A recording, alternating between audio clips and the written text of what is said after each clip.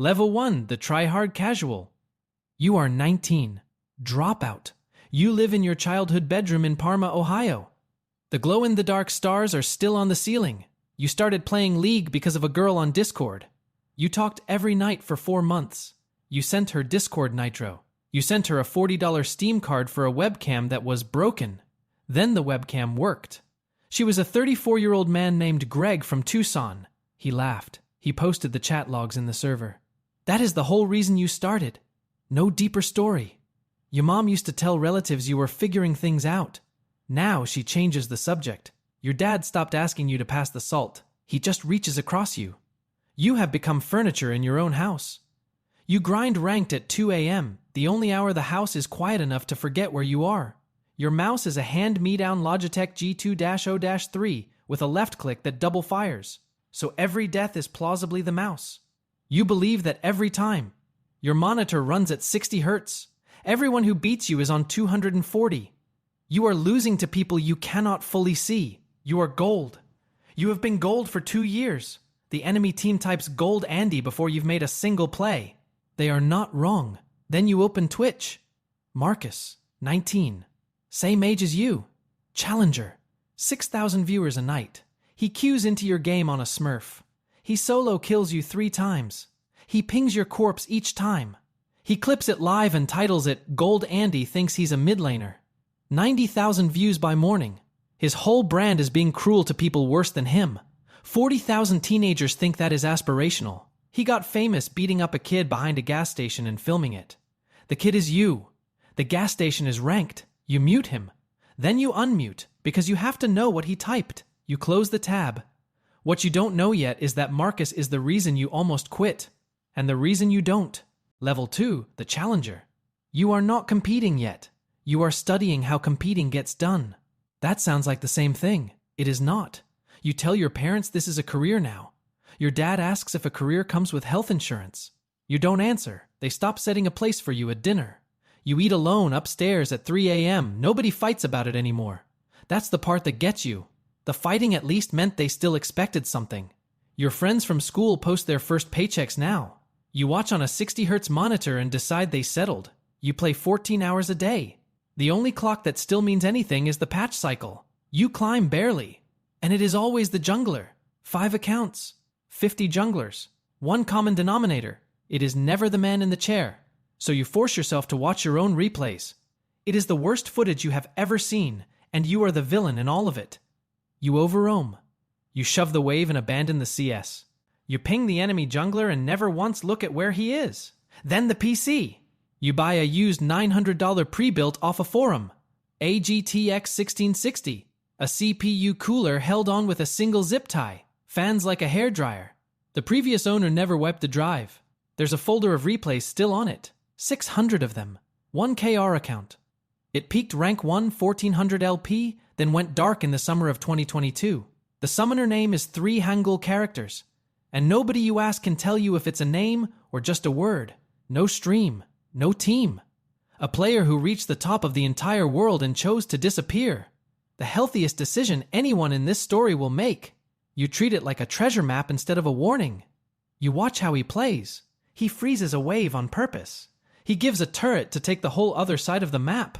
He recalls 3 seconds before you would have known there was a reason to. No video teaches what's on that drive. So you stop watching montages. You start copying the boring decisions. Your gameplay turns ugly. No flashy plays. No clips. Just a mid who farms and refuses to die for free. And you climb. 11 ranks in 11 days. Then more. You climb by getting more boring. Somewhere a 14-year-old is already doing the same thing to take the spot you haven't even reached yet. The food chain has a Discord. You hit Challenger at 4 a.m. on a Tuesday. Rank 700. You scream into a pillow so you don't wake the house that already gave up on you. You have nobody to tell. So you send 14 amateur teams the same screenshot. 13 never open it. It is the most honest scouting report you will ever get. The 14th replies at 6 a.m. come Scrim Thursday. We need a warm body mid. You read warm body more times than you'll admit. You say yes before the message finishes loading. Then Marcus gets the starting mid job on an academy team. A real organization. A real salary. A jersey with his name on the back. The Gold Andy clip crosses 400,000 views. Strangers still tag you in it. One team hasn't replied yet. Level 3, the Open Qualifier Competitor. 4 days after that scrim, the team enters you in your first real tournament. A Battlefy Open Bracket. Free to enter. 256 teams. Single elimination. Best of 3. The prize for a weekend of grown men giving up their lives is $0 and a slot in a Tier 3 league nobody watches. They call it the Dream. Your team is 5 strangers and a Discord call. The support is on 80 ping and swears it's fine. He's been lagging since 2019 and built a whole personality around denying it. The subtexts, "I'll be there 100% the night before." The closer a man gets to 100, the deader the no-show. Morning comes. He's gone. You are the warm body, and now you don't even have a backup warm body. Round 1, you draw a roster of washed ex-pros farming opens for ranking points and beer money. They have LAN experience. They have a coach. You have a guy on 80 ping and your mom asking through the door if you've eaten. You panic. You first time Malzahar. Point, click, press R, pray. You just don't want to be the reason you lose. Your teammates don't know your name. They call you mid in comms. One of them calls you Phil the whole series. You answer to it. You answer to it fast. 26 minutes in, you become the reason you lose. You see a fight that isn't there. You flash over a wall alone into 4 people. You hand them a free shutdown. The game ends. Your IGL doesn't flame you. He just goes quiet on comms. That quiet is worse than anything he could say. In the lobby, someone on the other team types, "Lol, who queued the Gold Andy?" The clip found you again. 2 years old and still on time. Game 2. Win or go home. Something in you decides you'd rather lose as yourself than survive as a coward. You lock Azir. The Ghost's worst matchup. The Chank everyone bans because it's miserable from behind. You play it boring. Freeze. Deny. Scale. Never die for free. You win the lane by 40 Cs and you don't even smile, because 40 Cs in a best of 1 means nothing and you already know it. You won't understand for 5 more years that this exact instinct refusing the safe pick when it matters most is the whole job you're auditioning for. You don't qualify. You go 1-1 and lose the tiebreaker on total kills. The bracket grays your name and forgets you in about 8 seconds. You prepared for a month. The internet needed 8 seconds. You drive home. Your mom asks how it went. You say good. You go upstairs. But you beat an ex-pro in lane. On camera. On a pick that's supposed to be unplayable. The caster says it half joking, already onto the next game. Remember that name. That's a world's mid in 3 patches. He forgets he said it before the next loading screen. You don't. A scout for a Tier 3 organization was watching that game. You don't know that yet. Level 4, the amateur team player. You take the tryout. You make the roster of an organization 5 months old. A logo someone made in an afternoon. A Discord with 400 members and 3 of them awake. $0 in the bank. A pyramid scheme where somehow everyone is at the bottom. They hand you a jersey. The chess sponsor is a crypto exchange that got indicted in March. A brand that went broke and possibly to federal prison faster than you're about to. You wear it on camera anyway. It's the first time your name has been on the back of anything. This is where you meet scrims. 5 blocks a night against teams better than you. Then the part nobody warns you about. VOD review. The coach is 23. He coaches because his wrists gave out before his career could start. He pauses the replay on your Azir standing in the river doing nothing. He asks the question that ends careers. Why are you here? On the map, right now, give me one reason. You don't have one. That's the whole point of the question. The cautionary tale about what this game does to your hands is the man signing your checks. They pay you an exposure. They say it with a straight face. Exposure has never paid a single rent. It has, however, killed several people. You drive 90 minutes to a LAN on $22 of gas. The organization forgets to reimburse it. That same week, the owner posts a graphic about investing in grassroots talent. You are the grassroots. He is the lawnmower. You are 21. You have fans online and $14 in your account. Both feel about equally real. Then your team reaches a regional amateur final. Game 3. The decider. You call a roam nobody drew up. You leave lane at a moment that looks insane on paper. You catch their whole bot side out of position. You saw the exact shape in a 2021 replay, the ghost punishing the same greed on the same timer. The play wins the game. It wins the series. The coach scrubs back to your pathying. He watches it twice. For the first time since you joined, he says nothing at all. You're learning there are two kinds of silence. The kind after you flash into a wall. And this one. You win the circuit. The prize is store credit and one line in a press release. Your mom screenshots it. You don't. But she keeps it. You notice. You say nothing. There was a man in the spectator client during your final who doesn't work for your organization. He works for a Tier 2 academy team. The kind with a building. A kitchen. Beds. By Monday, he has your Discord. By Monday afternoon, he's typed the sentence that lands like a door opening in the house that stopped setting your place. We want you in the team house. You'd be out of your parents' place by the end of the month. That same month, Marcus gets promoted off academy onto a pro league roster. The youngest starter in the league. You're being scouted for the room he just walked out of. Level 5, the academy team player. You move into the gaming house with one duffel bag and the drive from the old PC in a side pocket. It's a 6-bedroom rental in Chatsworth, an hour from the studio when the 101 isn't moving. 10 people.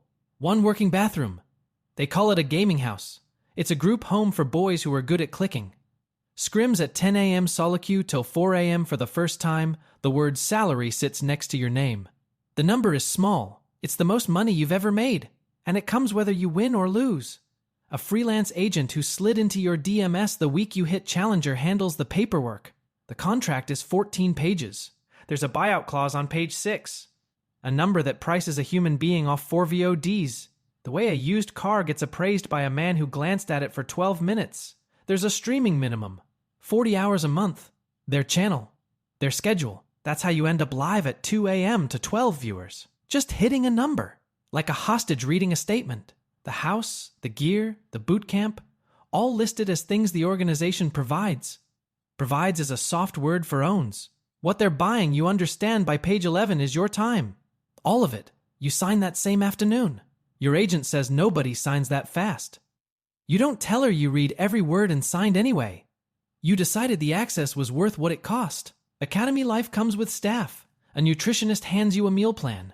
It's dead by Thursday, replaced by energy drinks and whatever is within reach of the keyboard. An elite athlete running on Monster. Diabetes pending. A sports psychologist asks, in a soft voice, how you're managing your tilt. The org contractually owns every waking hour that produces that tilt. They built it. Then they build you for the cure. An analyst hands you a spreadsheet of your own game. CS at 10. Death timers. Vision score. There's a column in the header labeled risk management. You get very good at the numbers in that column. It takes a full year to understand that being the best in the league at obeying a spreadsheet is not a strength. It's the warning sign with the lights off. Then the streak. 7 games. Safe, sanded down, org approved. You make the academy playoffs. The crowd is 200 people and a stream nobody's parents are watching. It doesn't matter even slightly, because it's real. And the noise when you win goes straight through the middle of your chest. That moment was real. Hold on to it. Everything after this needs it to have been real first. Then the call comes from upstairs. The main roster's starting mid-cracks at the international qualifier. He drops games he should close. The organization needs a substitute who already knows the system and won't ask a single hard question in the press room. Someone who fits the spreadsheet exactly. You fit it exactly. That's the problem. It's the one thing you still can't see. They call you up to the pro league, not as a starter, as the substitute. Promoted into the exact room where Marcus already starts. His name 2 lines above yours on the depth chart. Level 6, the pro league substitute. You have a jersey with your name on the back, a seat in the team's row, a lanyard that clears 3 layers of security, and 0 official games played. You are, functionally, a meme with health insurance. The crowd roars when the lineup hits the screen. The name they roar isn't yours. Then the first walkout. They bring the team onto the stage at the league studio in downtown LA. The sound hits before the lights do. A packed house, 300 people who skipped work on a Saturday. A wall of noise you feel in your sternum. You stand inside it. And for one full breath, it's exactly the thing you pictured at 2 a.m. on a double-clicking mouse. In a bedroom full of plastic stars. Nobody warned you it would actually deliver. It delivers. Then you sit down, and you keep sitting. You are the most prepared player in the building. That is exactly why you sit. They keep the genius on the bench and start the man who won't ask questions. You clap on cue from the row. A sub who isn't clapping is a locker room problem by Monday. You are paid to look happy about not playing. There is merch with your name on it now. A kid in the crowd wears a jersey with your name and has never seen you play a game. You sign it after the show. Then the wrist starts. A dull ache in the right hand after a 14-hour scrim day.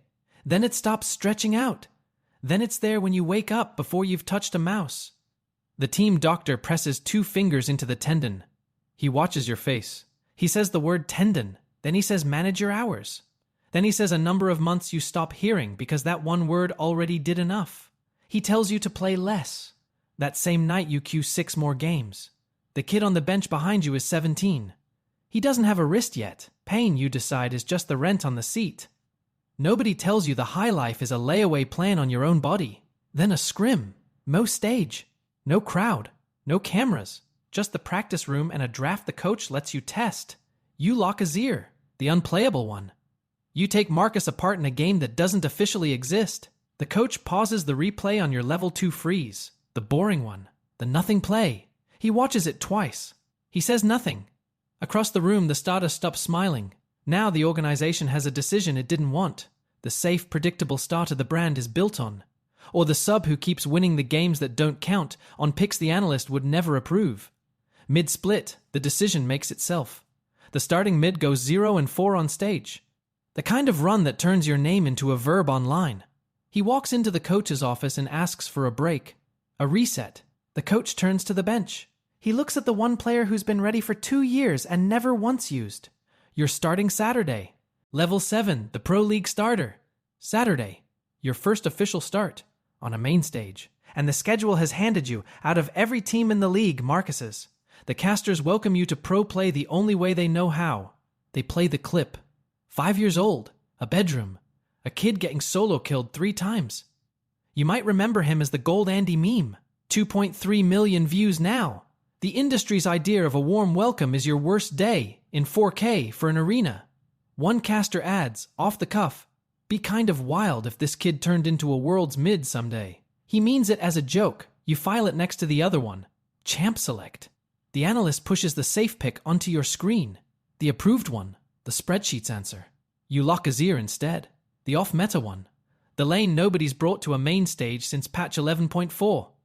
The organization's Discord becomes a grease fire of men who have never been on a stage. The coach's headset goes silent, not the good silence. The other one, the one that means, what are you doing? For 10 minutes it looks like a throw. You're down 20 Cs.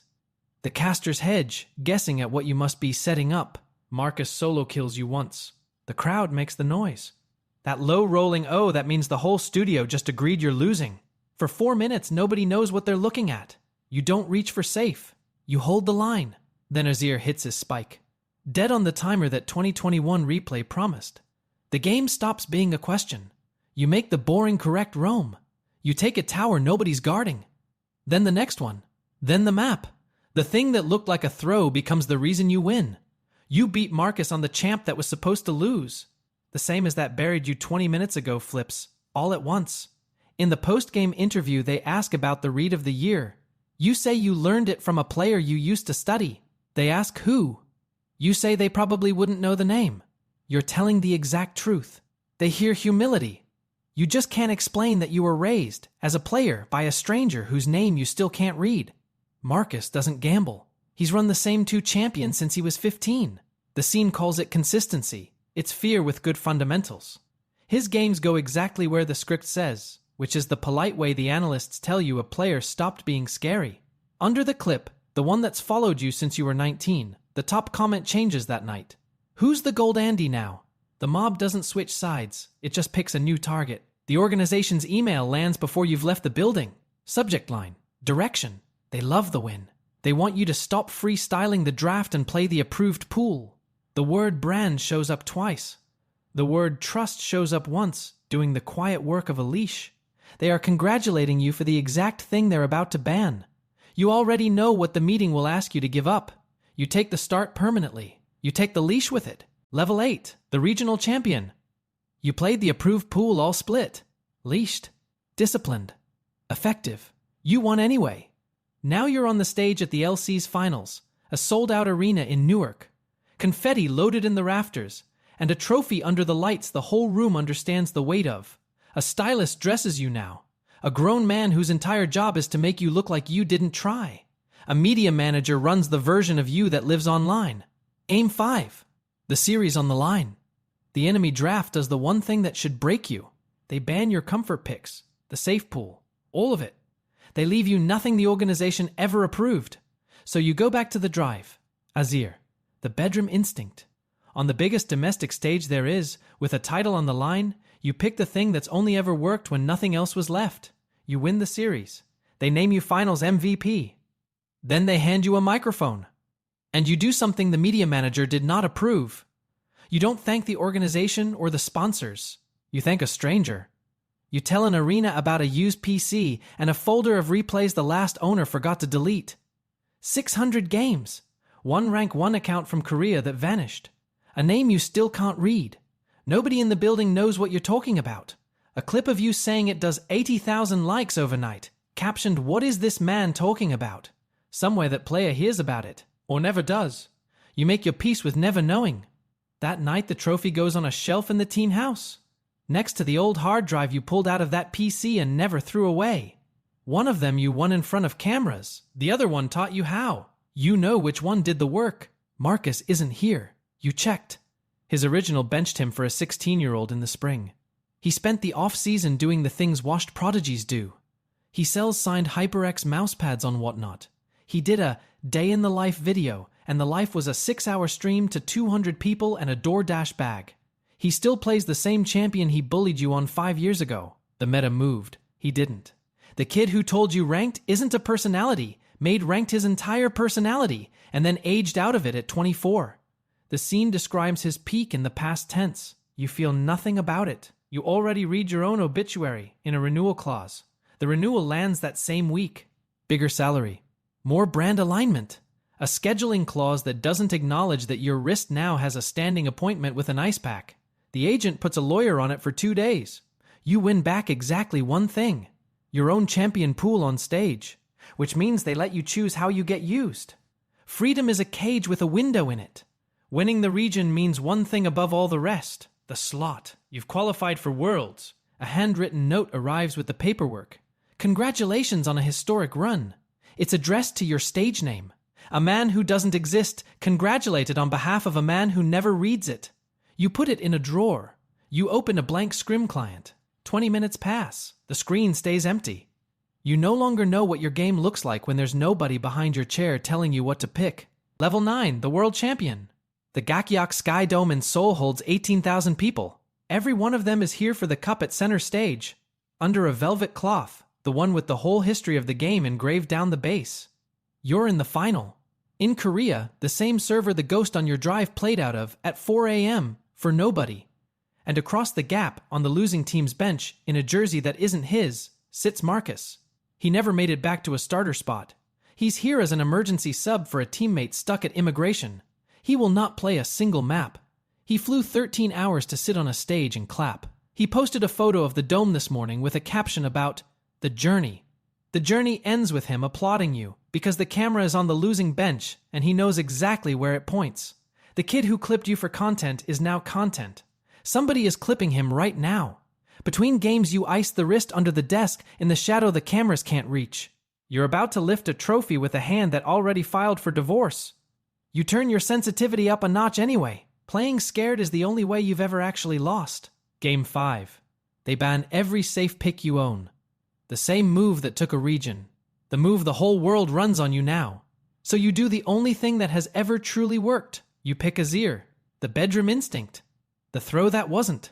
On the single biggest stage the game has ever built, with the title on the line, you reach back into a folder a stranger forgot to delete. You play it boring, correct? Unflashy. For 38 minutes. Freeze. Deny. Scale.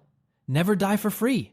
Exactly the way a rank 1 account nobody can name played 600 quiet games at 4 a.m. for no crowd at all. And you take the map apart piece by piece. You lift the cup. The clip, Gold Andy thinks he's a mid laner. The worst night of your teenage life is now the most replayed before they were famous video in the scene. And the kid who recorded it is 40 feet away, on his feet, clapping, because the cameras are on the losing bench and he knows exactly where they point. Your parents are watching from the kitchen in Parma. At the table that stopped setting your place, your mom is crying. Your dad doesn't understand the game, but he understands a trophy. You find this out later from a relative who doesn't quite know how to say it either. Tuesday. Nothing on the calendar for the first time in years. No scrim block, no media day, no email. You won the whole thing. The reward is a silence that feels less like winning and more like being let go. You plug the old hard drive into your rig. 2 seconds to load. 600 games. Still there. Still no name you can read. You stopped wanting to know who he was a while ago. The best player you ever saw reached the top of the world and chose to disappear. You reached it and stayed until they handed you a cup. Only one of you got out. You open one replay. 2021. The boring freeze that taught you everything. The machine moves on the second you stop saying yes. It never loved you. It was renting you. The lease ends the morning after the parade. The whole career was just you, trying to play the game the way one stranger already played it. Alone. At 4 a.m. for nobody. That was always the whole job. If this one stayed with you, like the video and drop a comment with where you're watching from, subscribe for more,